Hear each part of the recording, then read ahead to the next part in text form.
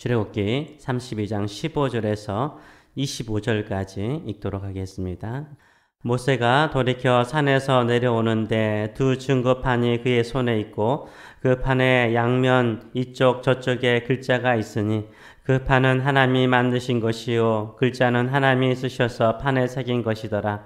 여호수아가 백성들의 요란한 소리를 듣고 모세에게 말하되 진중에서 싸우는 소리가 나나이다. 모세가 이르되 이는 승전가도 아니요 패하여 부르짖는 소리도 아니라 내가 듣기에는 노래하는 소리로다 하고 진에 가까이 이르러 그 송아지와 그 춤추는 것들을 보고 크게 노하여 손에서 그 판들을 산 아래로 던져 깨뜨리니라. 모세가 그들이 만든 송아지를 가져다가 불살라 부수어 가루를 만들어 물에 뿌려 이스라엘 자손에게 마시게 하니라.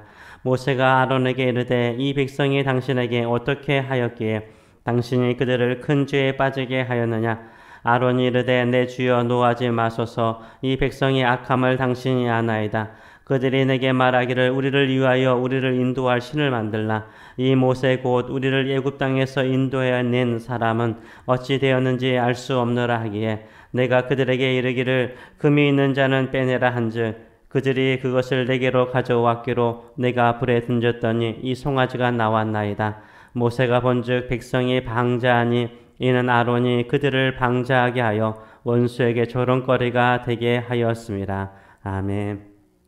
오늘 이 말씀을 가지고 통제되지 않았을 때라는 제목으로 같이 은혜를 나누기로 합니다. 오늘 본문에는 두 명의 지도자가 나옵니다. 한 사람은 모세고 한 사람은 아론입니다. 모세는 시내산에서 하나님의 말씀을 받을 때 하나님께로부터 직접 들었습니다. 이스라엘 백성들이 송아지 우상을 만들어서 경배하고 하나님을 속히 떠났다라는 소식을 들었습니다. 이때 하나님께서 크게 진노하사 이스라엘 백성들을 다 진멸하고 모세 너를 통해서 새로운 민족을 만들게 했다라는 소리까지 듣습니다. 이때 모세는 어떻게 반응합니까? 하나님의 이름과 영광을 위해서 그리고 아브라함과 이삭과 야곱에게 하신 약속을 기억하사 이들을 용서하여 주시옵소서 기도하죠. 그 기도가 간절했죠. 그 사랑의 간절한 기도였죠. 하나님께서 하나님의 뜻을 돌이키시죠.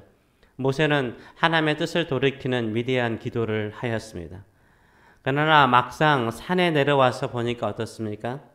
완전히 난장판인 거예요. 소리로만 들을 때하고 직접 와서 보니까 다른 거예요.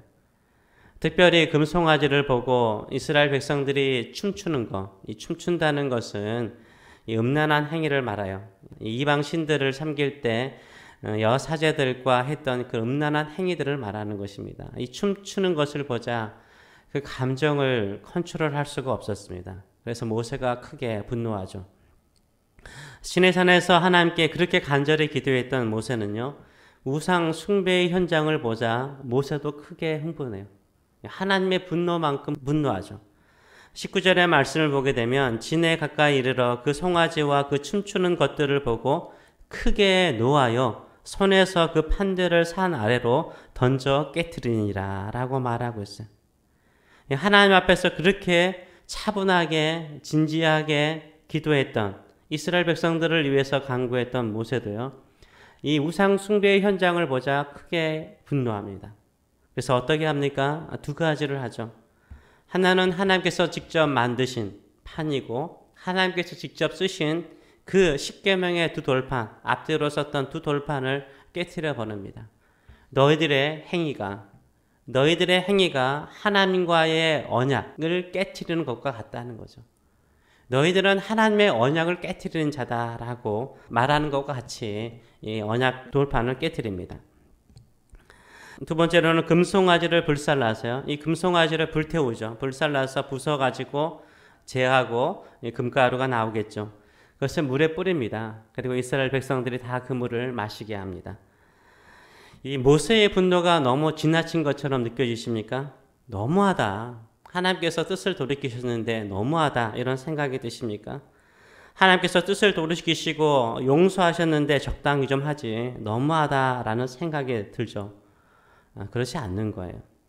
모세의 분노는 하나님의 분노를 표현하는 것입니다. 그러나 하나님의 분노에 비하면 아주 작은 거예요. 아주 작은 거예요.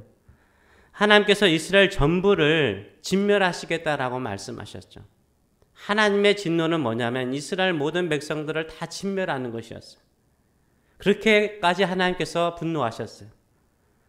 하나님께서 직접 이스라엘 백성들을 향하여 분노하셨다면 이스라엘 백성들 살아남을 사람 한 사람도 없는 것이에요.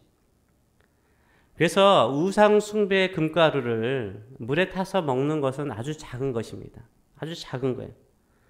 자신들이 금부치들을 바쳤죠. 이 금부치를 바쳐서 금송아지를 만들었는데 그 금송아지에 쓰였던 금가루, 그 금가루를 물에 타서 먹었어요. 물에 마셨으면 뭘로 나오죠? 네, 뭘로 나올까요? 네, 똥과 함께 나오죠. 똥이 돼버리는 거죠. 우상 숭배의 금과 같은 귀한 것을 드릴지라도 다 뭐가 된다는 거예요? 똥이 된다는 거예요. 똥이 된다는 거예요. 더러운 것이 될 뿐이라는 거예요. 모세도 하나님의 말로만 들었을 때는 이스라엘 민족이 어느 정도 크게 범죄하였는지를 몰랐어요. 그러나 현장에 와서 보니까 정말로 그것은 저절로 화가 나는 일이었습니다. 왜 하나님께서 그렇게 분노하시는가를 알게 되었던 거죠. 금가루가 섞인 물을 마시는 것은 왜냐하면 기억하기 위한 거예요. 사람은요, 몸에 경험이 돼야 기억을 해요. 몸이 기억하는 거잖아요. 물이 무섭다 이럴 때 사람이 반응하고요. 물에 한번 빠져 죽을 뻔할 때 물을 무서워하는 것과 다른 거예요. 몸이 기억하기 때문인 거죠. 우상 숭배가 얼마나 큰 죄인가, 그 우상 숭배가 얼마나 어리석인 것인가, 우상 숭배가 얼마나 더러운 것인가, 우상 숭배가 얼마나 헛된 것인가, 자신들이 바친 그 금가루를 물에 타서 먹음을 통하여서 똥으로 되어 나오는 것을 통해서 뭘 보여준 거예요? 헛된 거라는 거예요. 절대 이 더럽고 헛된 일 하지 말라는 거예요. 몸으로 가르치는 거예요. 다시는 그런 범죄를 하지 말라라고 가르치는 것입니다. 이 모세가 하는 일이 아주 크게 분노한 것처럼 느껴지는데요. 예수님께서는 더 크게 말씀하셨어요. 예수님은 더 심하게 가르치셨죠. 내 몸에 손이나 발이나 눈이 범죄하면 어떻게 하라고요? 빼내거나 잘라버리래요. 그거 가지고 지옥불에 던져지는 것보다 없이 천국 가는 게 낫다라고 말씀하실 정도였어요. 예수님께서는 몸의 흔적을 남기더라도 죄를 짓지 말라라고 말씀하셨습니다. 그런데 아론은 어떻습니까? 이 아론은요, 모세가 아론에게 묻기를 이 백성이 당신에게 어떻게 하였기에 당신들이 그들을 큰 죄에 빠지게 하였습니까? 라고 말하니까는 이 모든 책임을 누구에게 돌리죠? 이스라엘 백성에게 돌려요. 이스라엘 백성들이 악하다는 거예요. 당신도 알지 않습니까? 이스라엘 백성들이 악하다고. 그리고 그들에게 금부치를 좀 달라고 그랬더니 주더라고요. 그래서 내가 불 속에 던졌더니 뭐가 되어버렸다고요? 금송아지가 되었대. 무슨 매직도 아니고 거짓말을 하도 이렇게 거짓말을 하고 변명을 합니까? 24절을 보게 되면 그들이 그것을 내게로 가져왔기로 내가 불에 던졌던 이 송아지가 나왔나이다. 이 기가 막힌 말을 하고 있는 것입니다. 이에 대해서 이 성경은 아론에 대해서 어떻게 평가를 하고 있습니까? 25절의 말씀을 보게 되면 모세가 본즉 백성이 방자하니 이는 아론이 그들을 방자하게 하여 원수에게 조롱거리가 되게 하였음이라 라고 말하고 있어요. 이 백성들이 방자하다는 거예요. 이 춘향전에 나오는 이도령의 종 방자를 말하는 게 아니라 이 방자라는 것은 out of control이에요.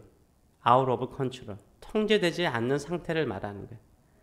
이스라엘 백성들이 통제가 되지 않는데 이것을 그렇게 내버려 둔 사람이 누구라고요? 그렇게 내버려 둔 사람이 아론이었다는 거예요. 아론이 컨트롤하지 않았다는 것입니다. 아론이 통제하지 않았다는 것이죠. 이것을 공동 번역에서는 이렇게 번역하죠. 마치 굴레를 벗은 말처럼 뛰놀았다라고 말을 해요. 마치 굴레를 벗은 말처럼. 굴레가 없으니까 말이 여기에 굴레가 있지 않습니까? 굴레가 없으니까 말들이 어떻게 할까요? 지 마음대로 뛰놀죠. 굴레가 있어야 좀 통제가 되는데 이 굴레를 벗어버린 말처럼 뛰놀았다라고 말을 하고 있습니다. 이 굴레를 벗겨버린 사람이 누구죠? 바로 아론이죠. 이 굴레가 있으면 주인에 따라서 아름답게 통제돼서 쓰임받을 수 있는데 이 전쟁터라든가 어디에 가서든지 마음껏 쓰임받을 수 있는데 이 굴레를 벗겨버린 거야. 네 마음대로 해라. 그래서 난장판을 만들어버린 것입니다. 하나님께서 지금까지 모세를 통해서 무엇을 가르쳤습니까? 하나님의 법, 하나님의 백성의 법을 가르쳤어요. 하나님을 거룩하게 섬기는 법, 하나님을 거룩하게 사랑하는 법을 이스라엘 백성들은 배웠습니다. 이웃들을 사랑하는 법을 또한 배웠죠. 살인하지 말라, 거짓 증언하지 말라, 이웃의 것을 탐내지 말라, 빼앗지 말라. 이 모든 것들은 다 이웃을 사랑하는 거예요. 그리고 고아나 가부나 나그네에게 자비를 베풀어라, 선대하라 라고 주께서 사랑의 법을 가르쳐 주셨어요. 근데 아론은 어떻게 합니까? 광야 생활도 힘든데 곧이곧대로 하나님의 말씀대로 살면 어떻게 하냐? 그대로 내버려 둔 거예요. 내버려 둔 거예요. 생명의 말씀, 사랑의 말씀, 거룩의 말씀을 버리고 너희의 욕망대로 니들이 하고 싶은 대로 니들이 원하는 게 뭐냐? 나 만들어줄게. 이렇게 만들어줘 버린 것입니다. 누가 좋은 지도자일까요? 내가 원하는 대로 내 마음껏 해보도록 내버려주는 지도자가 좋은 지도자 아니에요. 그러면 아웃 오브 컨트롤이에요. 그럼 아웃 오브 컨트롤이에요. 축복의 땅으로 가지 못해요. 신앙생활도 마찬가지죠. 우리 신앙생활도 하나님의 말씀의 컨트롤을 받아야 돼요. 하나님의 말씀의 지배를 받을 때 우리가 축복의 땅을 가게 되고 능력 있는 사람이 되는 거예요. 야생마가 들판에 있든 무슨 소용이 있습니까? 그 야생마도 위대한 장군의 손에 붙잡혀서 쓰임받을 때 크게 쓰임받는 거예요. 그래서 우리가 천리말을 알고 또 적토말을 알지 않습니까? 그 말이 그냥 야생에 있으면 아무 소용이 없는 거예요. 그러나 위대한 장수의 손에 붙잡혀서 쓰임받을 때 위대한 거예요. 우리도 마찬가지죠. 우리도 하나님의 말씀에 딱 붙잡힐 때 가장 능력 있게 쓰임받는 거예요. 하나님의 말씀에 붙잡힐 때 우리 자녀들이 가장 귀하게 쓰임받는 거예요. 우리 교회가 하나님의 말씀에 확 붙잡힐 때, 통제될 때 가장 크게 쓰임받는 줄 믿습니다.